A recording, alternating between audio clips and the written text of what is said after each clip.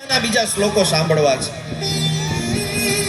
આમ ગુરુકુલના નાના નાના બાળકો બધી જગ્યાએ ભ્રમણ કરતા કરતા જ્યાં સુખદેવજી મહારાજ ઝાડના નીચે બેસી વૃક્ષના નીચે તપ કરતા હતા ત્યાં જઈને બાળકોએ શ્લોકોનું ગાયન કર્યું છે.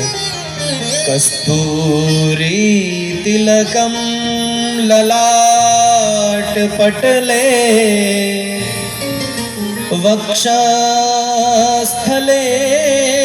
કૌસ્તુભમ નાસાગ્રે વર્મોગમ કરતલે વેણુકરે કંકણમ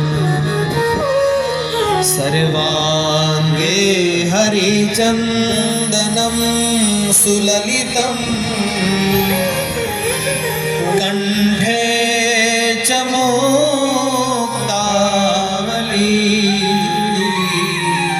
ગોપસ્ત્રી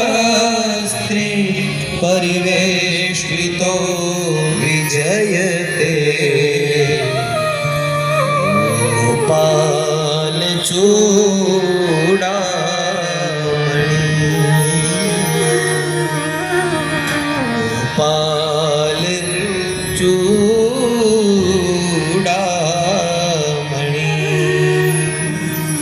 જ્યાં શ્લોક સુખદેવજીના કાનમાં ગયું કે કસ્તુરી તિલકનું વર્ણન છે. સુખદેવજી એ તો પરમ જ્ઞાની છે. જ્યાં શ્લોક કાનમાં ગયો અર્થ સમજી ગયા. ઓહો, આટલો સુંદર કોણ છે? સ્થલે કૌસ્તુભમ અને નાશાગ્રે વરમોક્તિકમ કરતલે વેણુ કરે કંકણમ. આમ આખા કૃષ્ણના રૂપનું દર્શન કર્યું એટલે મોહિત થઈ ગયા. ઓહો હો, આટલો કોણ છે? મારે એને મળવું છે. તરત જ ઊભા થયા.